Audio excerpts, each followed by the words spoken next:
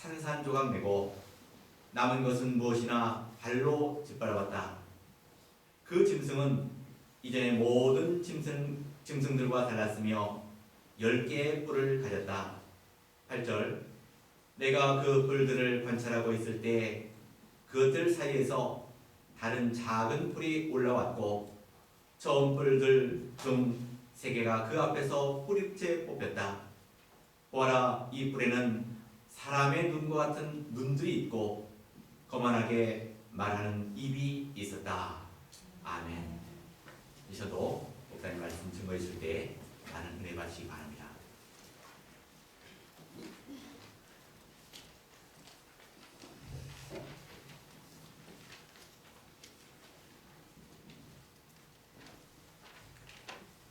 기도합시다.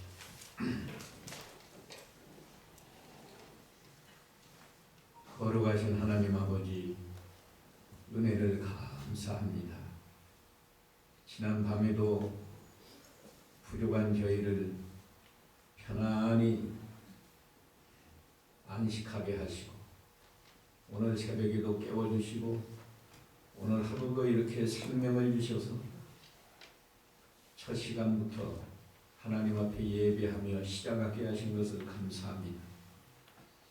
이 시간에도 하나님이 함께 하시고 성령께서 저희를 진리 가운데로 인도하셔서 어려운 하나님의 말씀을 잘 깨닫고 말씀대로 우리가 신앙생활 잘해서 우리의 남은 여생을 하나님을 기쁘시게 하며 다른 사람에게 신앙적으로 유익을 주며 우리 자신도 거룩한 사람으로 점점 변화되어서 하나님 앞에 섰을 때 잘했다 칭찬받는 저희 모두가 되게 해 주시옵소서.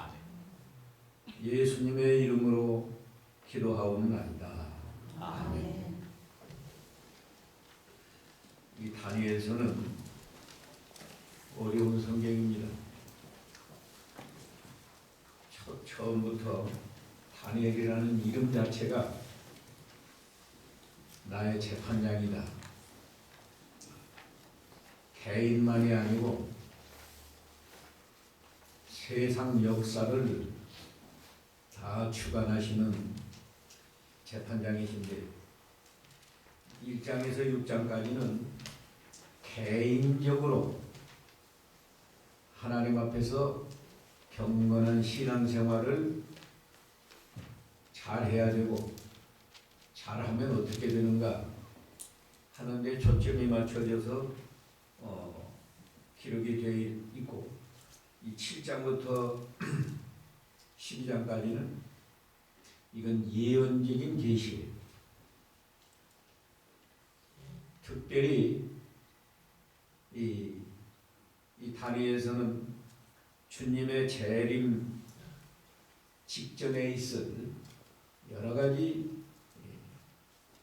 환난과 계시에 대해서 기록해놨기 때문에 우리 예수님이 말세에 대한 계시를 하시면서 마태의 24장에서 선지자 다니엘의 말한 바 멸망에 가증한 것이 거룩한 곳에 선 것을 보거든 읽는 자는 깨달을진저 그랬어요. 굉장히 어려운 성경입니다. 목사들 가운데도 이게 어려워서 해석이 분분하고 다 일치되지를 않아요.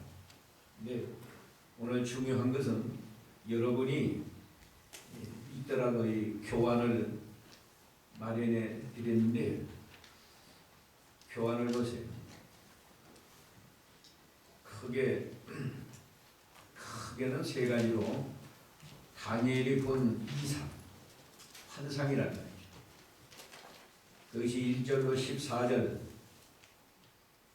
그 다음에 이상에 대한 해석,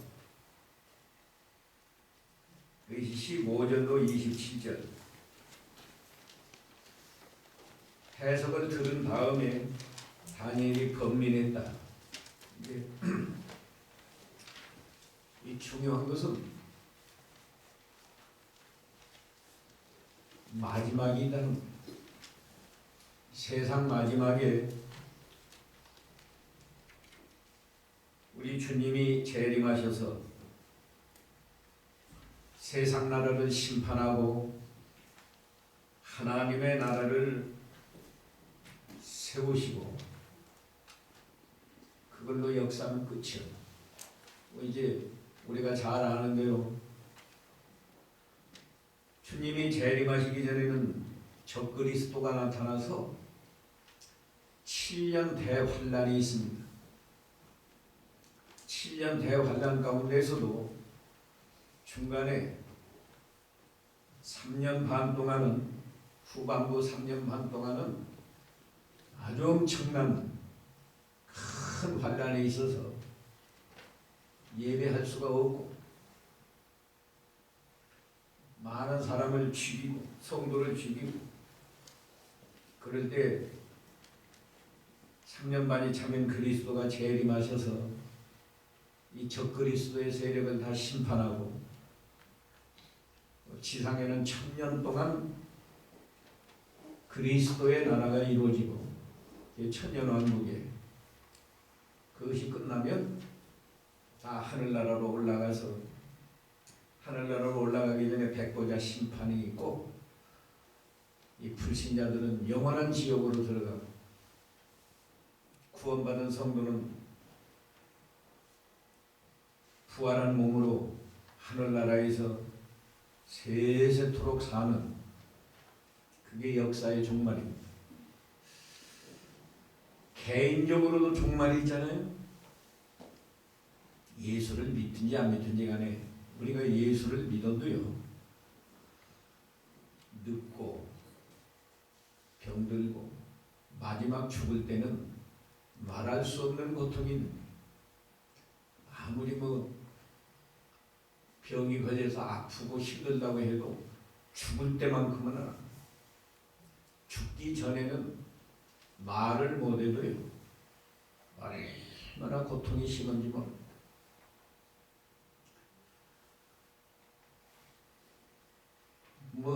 죽을 힘을 다해서 침땀이 나오고 그래야 죽는 거예요. 세계 역사도 마찬가지입니다.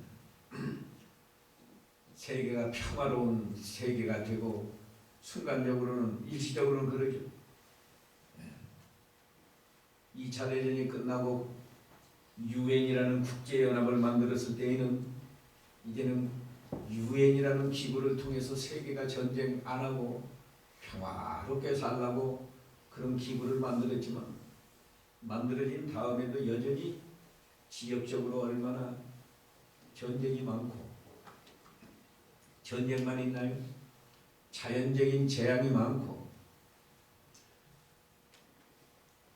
우리 개인이 구원을 받아서도 마지막 개인적인 종말로 우리가 천국에 들어가기 전에 죽음이라고 하는 그 고통 그 과정을 통과해야 돼요.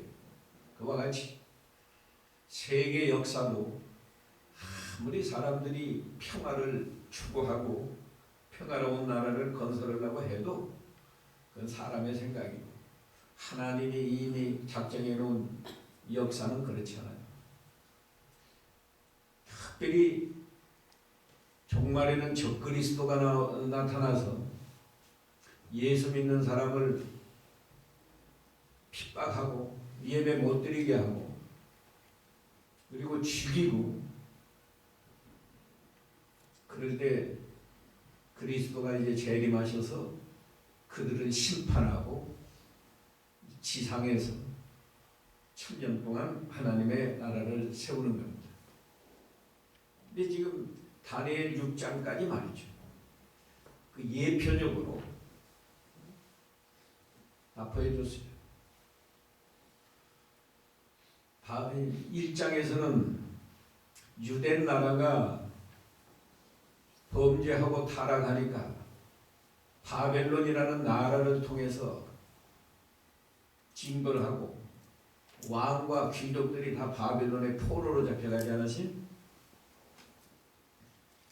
죄는 반드시 심판하는 겁니다.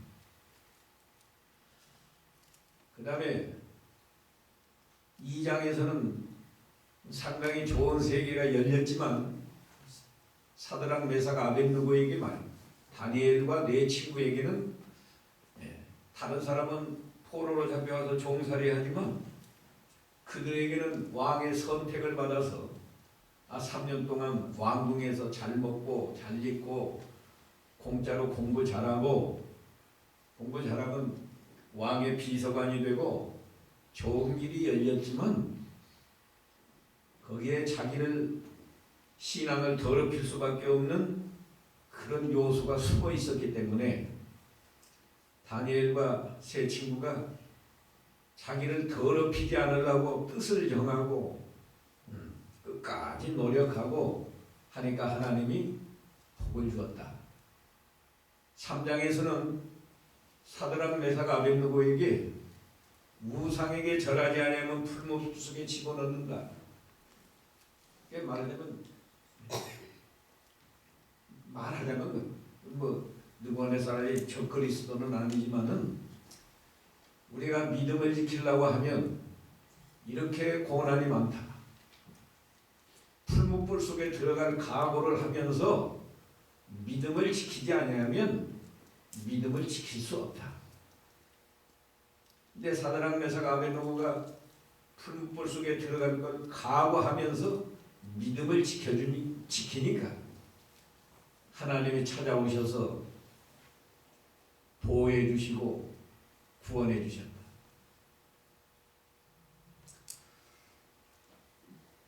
사장에서는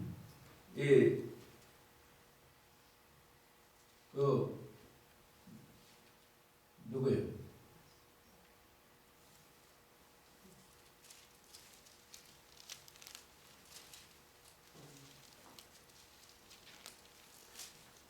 느부갓네살 왕이 꿈꾼 것을 통해서 이제 역사가 느부갓네살 왕이 교만하다가 이방나라 왕이지만 교만해서 하나님이 벌을 내려서 왕위에서 쫓겨나가지고 7대를 짐승처럼 생활하다가 회개하니까 하나님이 회복을 시켜줬다. 그 다음에 5장에서는 벨사살 왕이 하나님을 대적한 셈이나 마찬가지죠. 술잔치 1000명을 모아놓고 술잔치를 하고 남자들만 먹는 게 아니고 그 여자들까지 빈궁들까지 모아놓고 남녀가 어울려서 술 먹고 성전 기명으로 술 먹으면서 하나님은 멸시하고 우상을 찬양하고 느부갓네살도 죄짓고 이 벨사살 왕도 죄를 지었지만 벨사살 왕은 죄의 질이 아주 나빠서 그런 죄를 범하기 때문에 하나님이 회개할 기회도 안 주고 그건 다 멸망하게 했다. 6장에서는 다니엘이 기도 못하도록 기도하면 사자굴에 집어넣는다. 그런 위기가 왔을 때 다니엘은 변함없이 기도하다가 또 사자굴에 들어가지. 그러나 믿음을 잘 지키니까 하나님이 천사를 보내서 다니엘을 보호해주지 않았어요? 이 역사가 말이에요. 안 믿는 사람도 믿는 사람도 죄를 범하면 이 현실 속에서 항상 하나님이 심판하고 무서운 벌을 내립니다. 근데 우리 예수 믿는 성도는 믿음을 지키는 데 고난이 반드시 오게 되어 있다.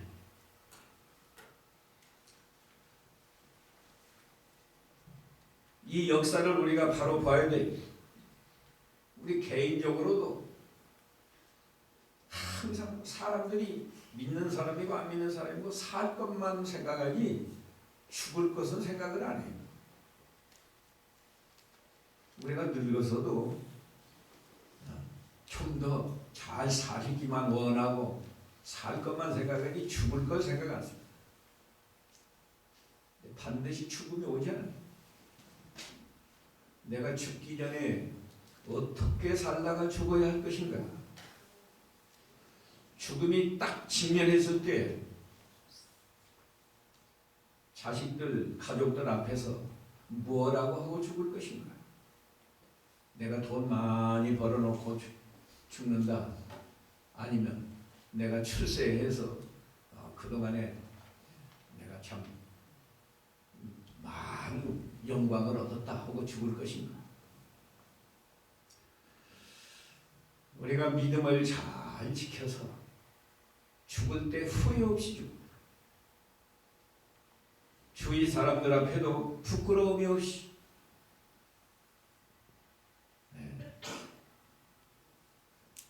그런데 죄 안 짓는 사람 없어요. 다 죄를 지어요. 근데 하나님이 우리에게 참 큰 긍휼을 베풀어 준 것은 회개만 하면 하나님이 긍휼을 베풀어 준다. 회개시키려고 우리에게 죽음도 주시는 거예요. 안 믿는 사람까지도 죽음에 직면하면 회개한다. 다 회개하는 건 아니지만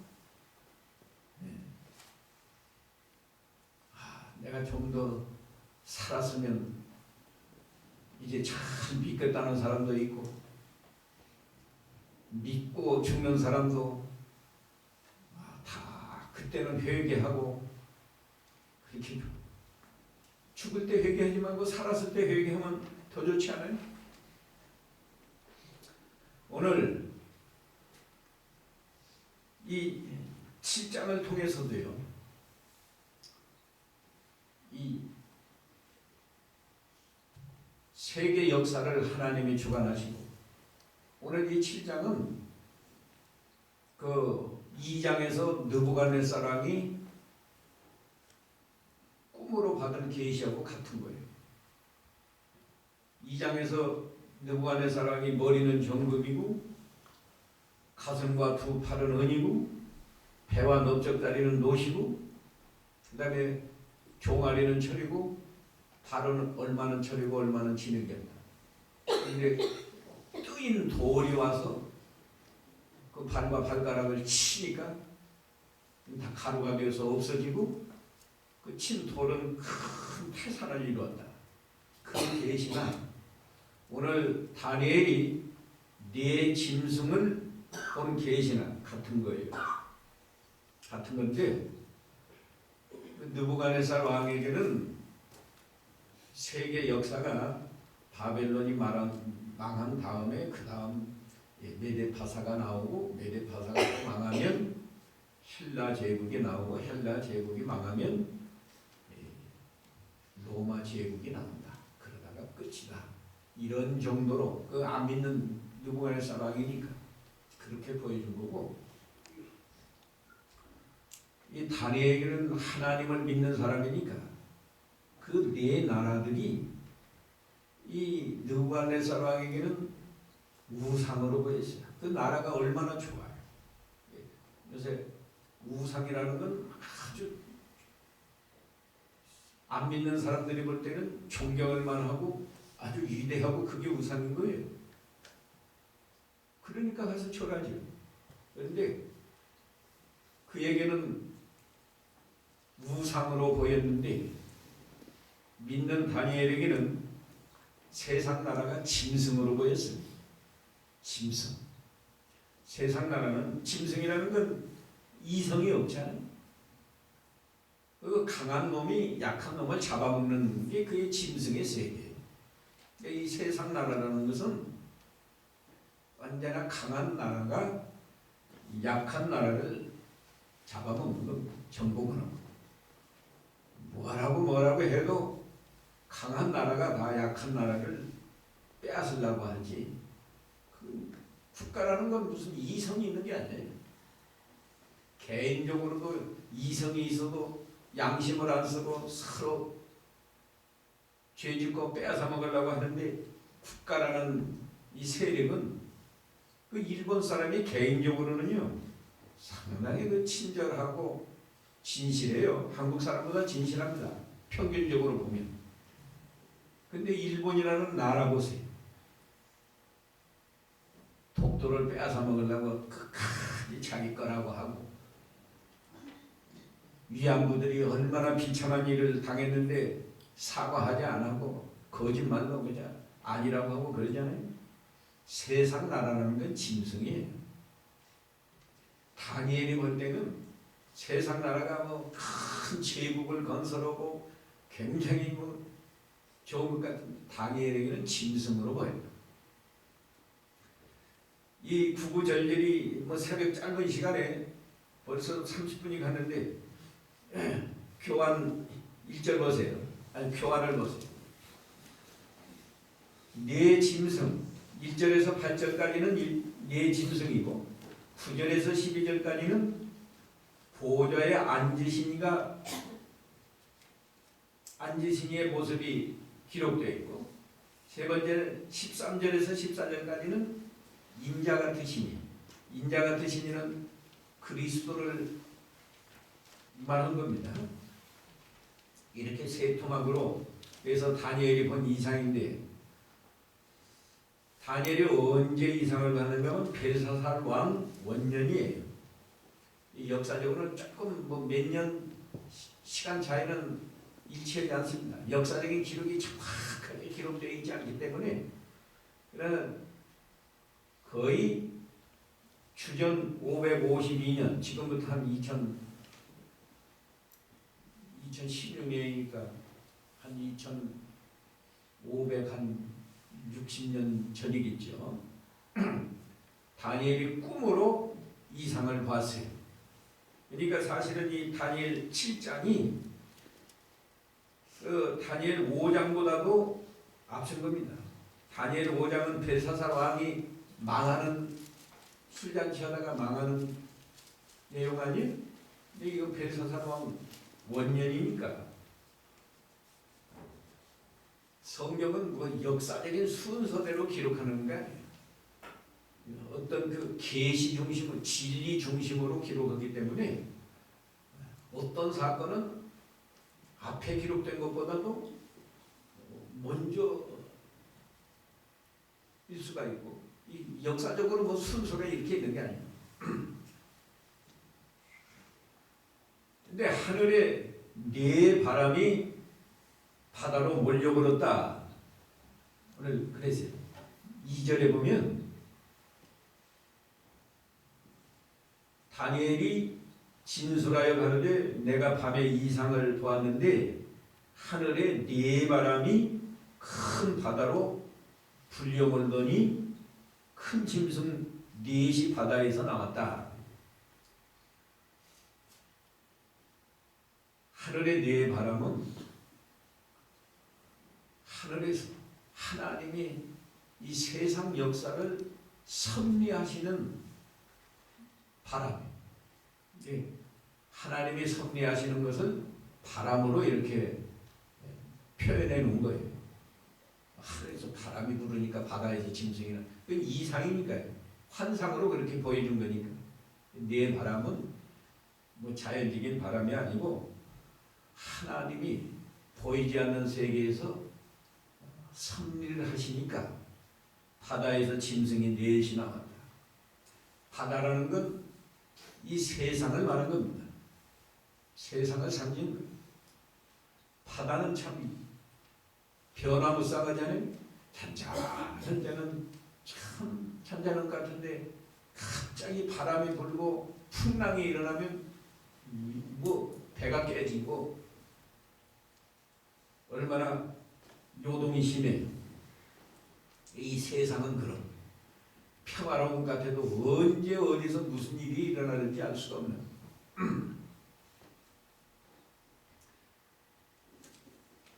바다에서 바람이 부니까 네 짐승이 나왔는데요. 4절에 보니까 첫째는 사자와 같은데 독수리의 날개가 있더니 내가 볼 사이에 그 날개가 뽑혔고 땅에서 들려서 사람처럼 두 발로 서게 함을 입었으며 또 사람의 마음을 받았다. 이 3절, 4절이 첫 번째 짐승, 사자 같은 짐승. 이게 2장에서 느부갓네살 왕이 금머리는 바벨론 제국이라고 그랬죠. 바벨론 제국이 주전 605년에서 주전 539년까지 약 66년 동안 세상에 실제로 존재했는데, 바벨론 제국이 사자와 같아가지고요, 세상 여러 나라를 다 정복하는데, 사자 같은데 독수리의 날개까지 있으니까, 사자는 사자인데 날개까지 있으니까 얼마나 빨리 빠르고 사자같이 강하고, 그래서 세계를 다 정복하고, 이 바벨론 나라가 저 유대 나라까지 쳐들어와 가지고 다 잡아가고 포로로 잡아가고 그러지 않으시? 근데 바벨론 제국은 그래도 사람처럼 두 발로 섰고 사람의 마음을 받았다. 바벨론 제국은 비교적 그래도 말하자면 선한 나라다고. 선한 것이 증명되잖아요. 다니엘 같은 사람을, 다니엘, 사드락, 메삭, 아베드노고 같은 사람을 불러서 3년 동안 공부시키고 포로로 잡아온 사람을 총리를 세우고 또 바벨론 도를 다스리도록 하고 상당히 선대했다. 이스라엘에서 포로 잡아온 사람. 그러니까 나라 가운데도 좀 선한 나라다고. 완전히 선한 건 아니지만 그래도 사람의 마음을 받았다. 근데 두 번째가 5절에 보니까 다른 짐승, 그 둘째는 곰과 같은데 그것이 몸 한편을 들었고 네 발로 있다가 이렇게 한편을 이렇게 들었다 이게. 그 입에 이 사이에는 새 갈빗대가 들렸는데 그에게 말하는 자가 있어 이르기를 일어나서 많은 고기를 먹으라 하였다. 이 5절에는 두 번째 나온 짐승이 그건 곰과 같은, 곰은 아주 힘이 센 게 곰입니다. 곰이 미르는 줄 알았더니요, 곰이 힘이 세고 그 지칠 줄 모르고. 그 전에 김정일인가 누군가가 조그만 무리에다가 곰하고 사자하고 싸우게 했더니 나중에 곰이 이겼다고 하더라고요. 그런 영상이 있었어요. 근데 이 곰은 2장에서 느부갓네살 왕이 은으로 된 가슴과 팔이라고 그랬는데 이게 바벨론 제국이 망하니까 메대 파사가 일어났다. 근데 메대는 한 몇 년 못 가고 파사, 페르시아가 이제 메대까지 합병을 해가지고 이게 페르시아 제국이 됐죠. 역사적으로는 서양 사회는 페르시아 제국. 그러니까 한쪽이 강해서 들었다. 틀린 쪽이 강한 거예요. 그 새 갈빗대가 있다고 그랬는데 뽑혔다. 그 새 갈빗대가 뭔가 하면 이 메대 파사가 일어나가지고 리디아는 지금으로 하면은 시리아, 이스라엘 북쪽에 있는 시리아 쪽인데 그 나라를 주전 546년에 정복을 했어요. 그 다음에 바벨론 지역, 그 지역을 530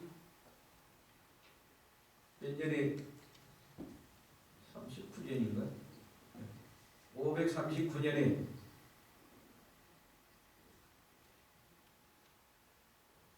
(9년이라는) 설도 있고 8년이라는 설도 있고 연대는 조금 차이가 있어요.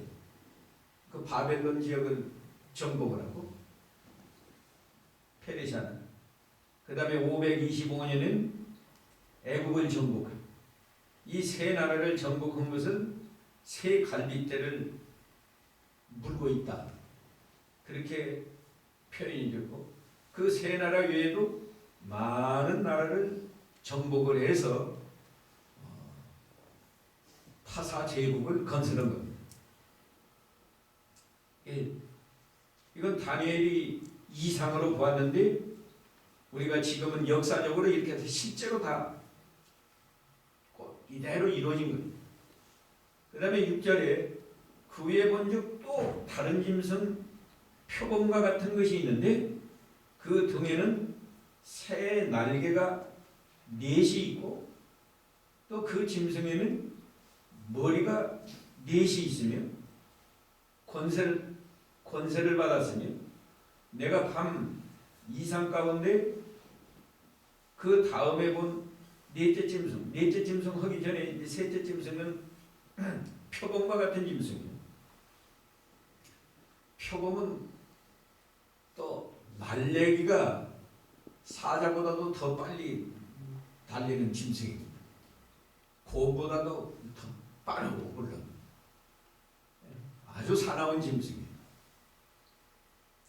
근데 이건 세 번째 느부갓네살이 세 번째는 노수로 된 배와 넓적다리 그걸 표현한 겁니다. 이건 메데 파사가 망한 다음에 헬라 제국이 나온다고 그랬죠. 헬라 제국이 주전 331년 어떤 데는 332년 332년에서 주전 63년까지 약 268년까지 이 헬라 제국에서 우리가 역사적으로도 잘 아는 알렉산더라는 대왕이 나와가지고 10년 안에 세계를 정복하고 이제 더 이상 정복할 나라가 없다 그랬다고 해요. 역사적으로 표범이 빠르니까 빠른 데다가 새 날개가 넷이나 있으니까 얼마나 빠르겠어요. 이게 다 다니엘이 환상 이상으로 이런 이상을 봤는데 역사적으로 그대로 다 지금은 이루어진 거예요. 다니엘은 주전 2500년 전에 그렇게 보고 이거 이루어지기 전에 다니엘이 이상을 볼 때는 지금 그렇죠. 벨사살 왕 원년이니까 바벨론 나라에서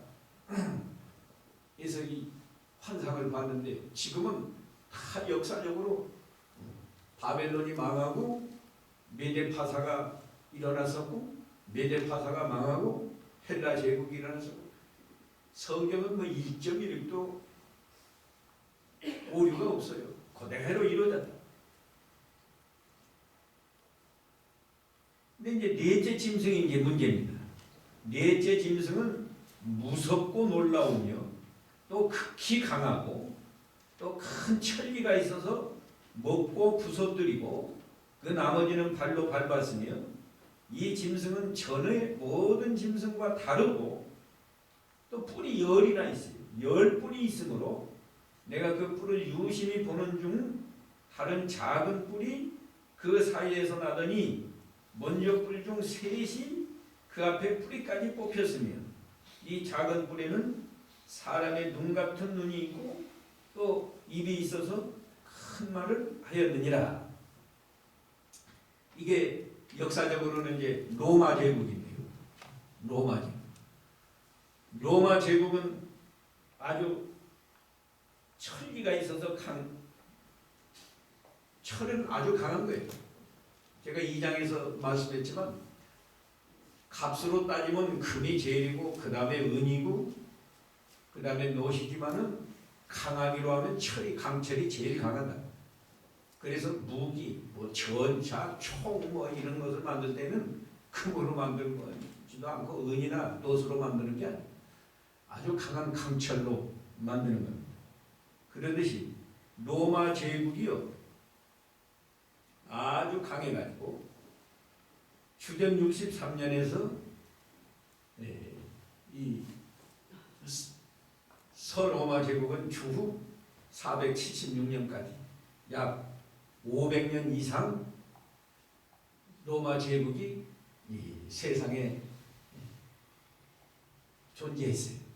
그러면서 얼마나 기독교를 로마 제국 때 초대 우리 기독교 교회를 핍박하지 않았어요?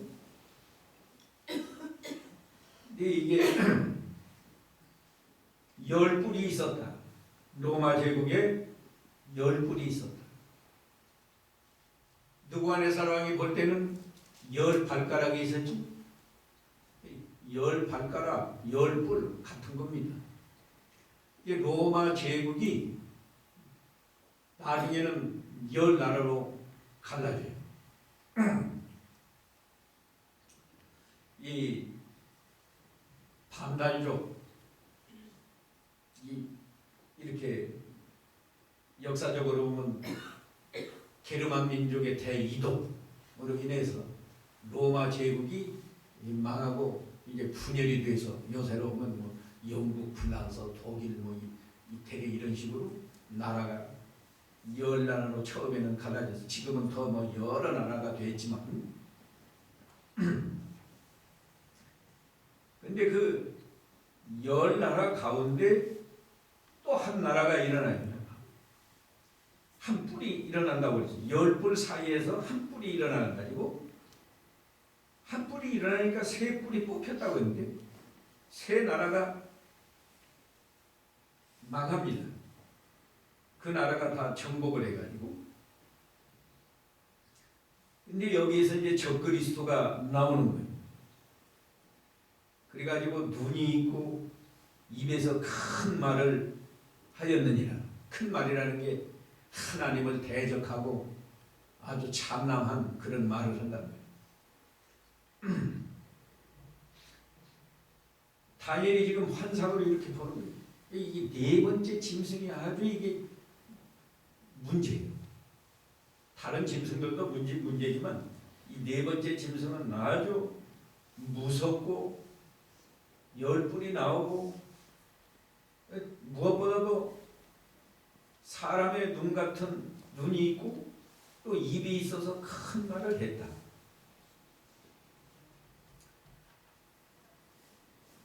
우리가 실제로요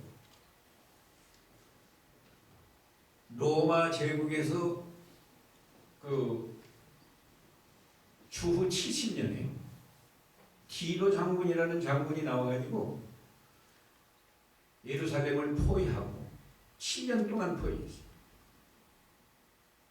그 유대인들은 하나님을 믿기 때문에 그 저항력이 강해요.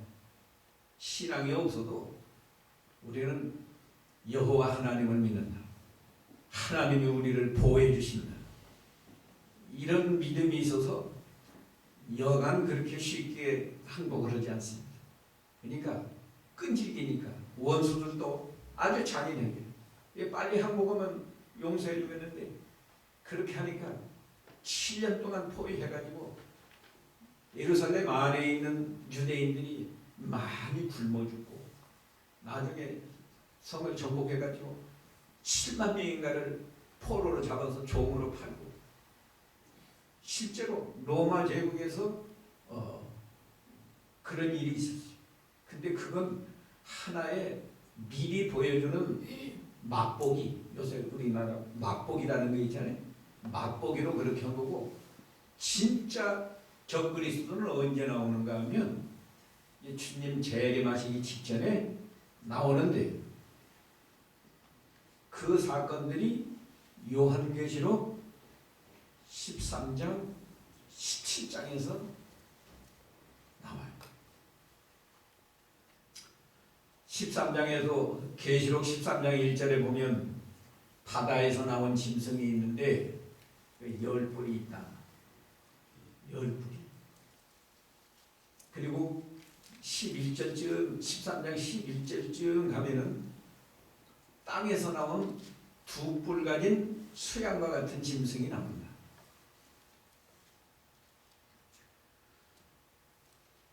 그것이 이제 요한계시록 17장에 가면은 붉은빛 짐승이 나오고 또 음녀가 나오고, 음녀라고 하는 것은 교회를 의미하는 건데, 교회는 그리스도의 정결한 신부가 되어야 되는데 타락하니까 음녀가 돼요. 그래서 마지막에는 이 타락한 기독교 국가, 이 세계가 지금 거의, 제가 2장에서도 말했지만 이제 주님이 재림하실 때까지 세계 통일 제국은 없어요. 과거에는 통일 제국이 있었죠. 부분적이지만 바벨론 제국이 있었고, 메데 파사 제국이 있었고, 그 다음에 헬라 제국이 있었고, 로마 제국이 있었는데, 그 다음에는 로마 제국이 두 발로 이렇게 갈라지지 않았어요? 그와 같이 세상 종말까지 과거 고대처럼 이렇게 제국이 없어요. 통일 제국은 없습니다. 지금 역사가 거의 이루어져 가는 거예요. 민주진영하고 공산진영 두 세력으로 지금 갈라져 있잖아요. 종교적으로 보면 기독교, 캐토릭을 중심으로 해서 캐토릭 기독교 해서 이 기독교 세력국가, 지금 이슬람권, 불교도 있지만 그건 다 곁다리고, 지금 아주 크게 양대 세력은 이슬람 종교, 옛날에는 마호메트교라고 그랬는데 또 회교라고도 하고. 그러다가 교회가 타락하니까 하나님이 짐승을 통해서 심판을 하고, 그 다음에는 짐승을 하나님이 심판을 해서 하나님의 나라를 건설하는 것이 이게 하나님의 섭리. 언제나 그렇습니다. 유대 나라가 타락을 하면, 죄짓고 타락하면 안 믿는 나라를 들어서 징계를 했어요. 블레셋이나 또 아수르나 아람 나라, 모압 나라. 이스라엘 나라가 타락하면 안 믿는 나라를 통해서 징계를 하고, 회개하면 또 하나님이 회복시켜요. 회개하면 그냥 회복시키는 게, 전에 그 이스라엘 나라를 하던 나라를 다 하나님이 멸망시키고 회복시키고 그러는데, 세상 마지막 주님이 재림하시기 전에도 교회가 타락하니까 2장에서 하지 않았어요? 금에서 은, 은에서 노수로 철에서 나중에는 흙, 이렇게. 종교도 마찬가지. 우리 교회가 땅끝까지 복음이 전파되고 믿음을 잘 지키면 얼마나 좋겠는데,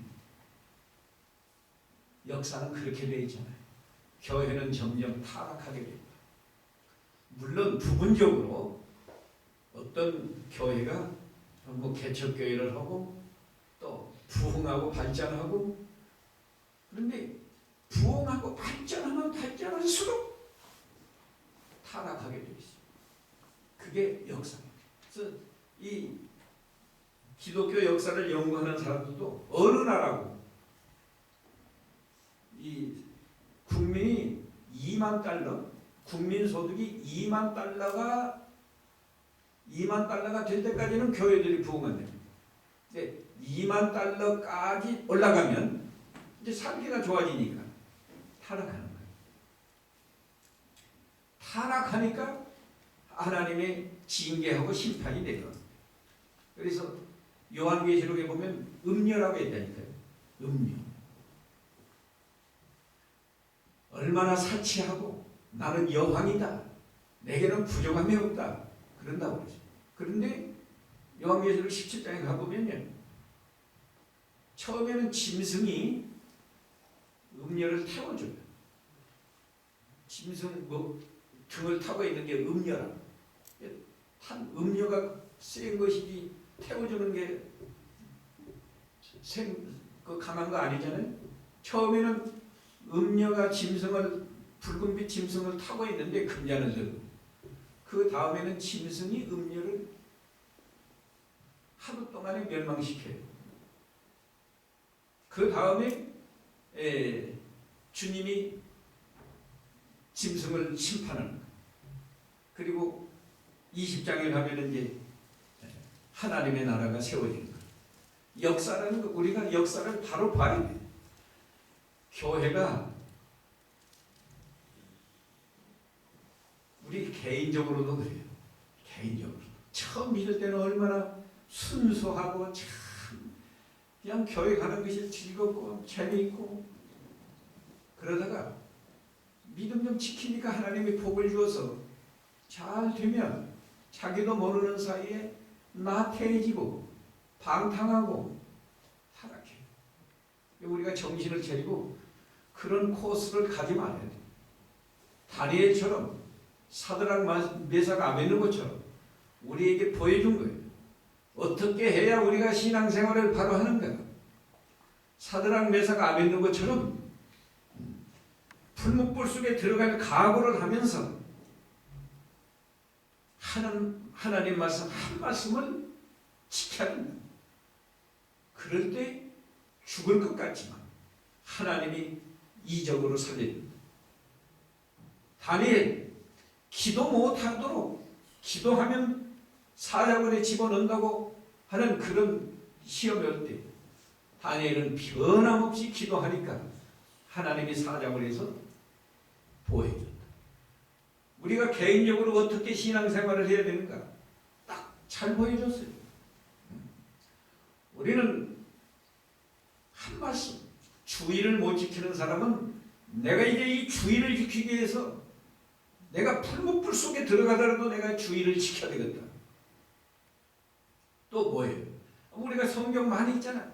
내가 배워서 알기는 아는데 순종을 못한다.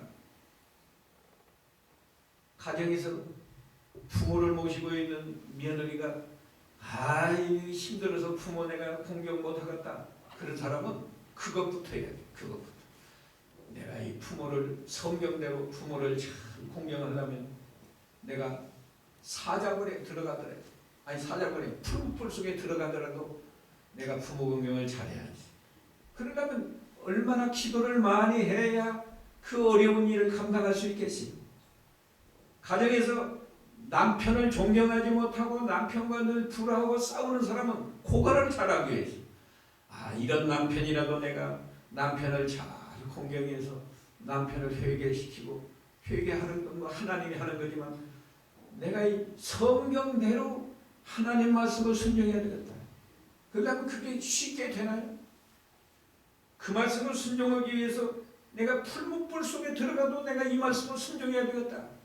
그런 정신으로 노력하는데 정신만 가지고 안 되니까 다니엘처럼 기도를 해야 되는데 기도 못하도록 마귀는 역사한다.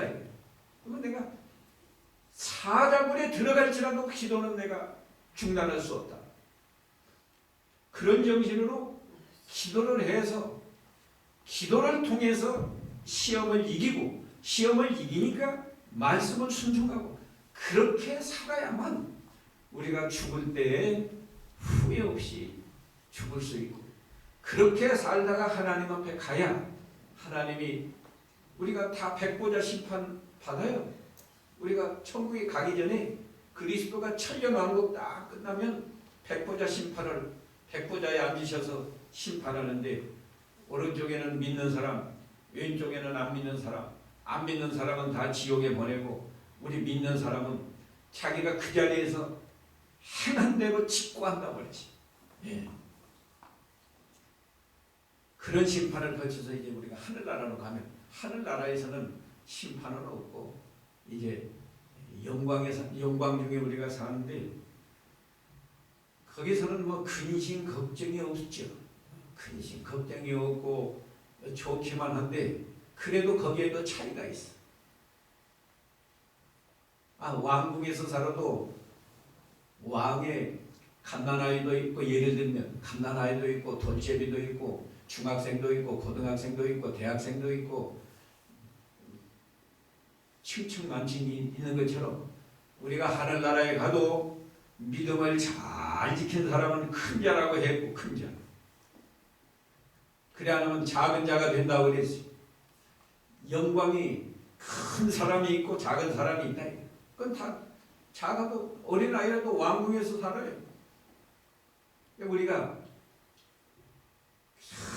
어떻게 하면 돈 많이 벌어서 잘 먹고 살까?